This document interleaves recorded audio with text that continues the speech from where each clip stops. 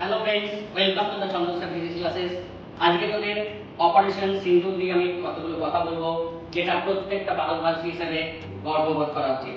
22 April 2025 ভারতের ইতিহাসের সব থেকে কালো দিন, কারণ ভারত মাতার সিঁদুর মুছে দিতে চেষ্টা করেছিল, যেটা হচ্ছে আমাদের পাকিস্তানের সন্ত্রাসবাদের বিরুদ্ধে, এবং তার প্রতিশোধ নিয়েছে 7 মে 2025 ইন্ডিয়ান আর্মি, যারা পাকিস্তানের বুকে সমস্ত সন্ত্রাসবাদী ঘাঁটিগুলোকে চূর্ণ বিচূর্ণ করে দিয়েছিল।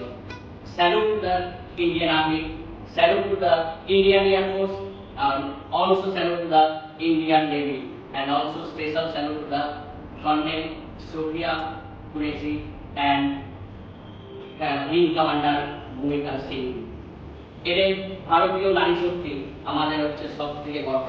ওই জন্যই ভারত মাতাকে আমরা দেবী হিসেবে পুজো করি, এবং আমাদের সমস্ত দেবতা তার দেবী দুর্গা মাকে আমরা পুজো করি।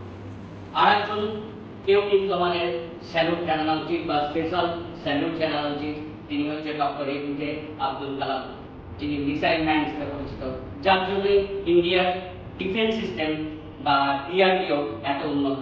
ওনার সময় কিন্তু ডিআরডিও, ইসরো এবং আইআইটি একসঙ্গে টাই আপ হয়ে ওরা কিন্তু রিসার্চ কাজ শুরু করেছিল।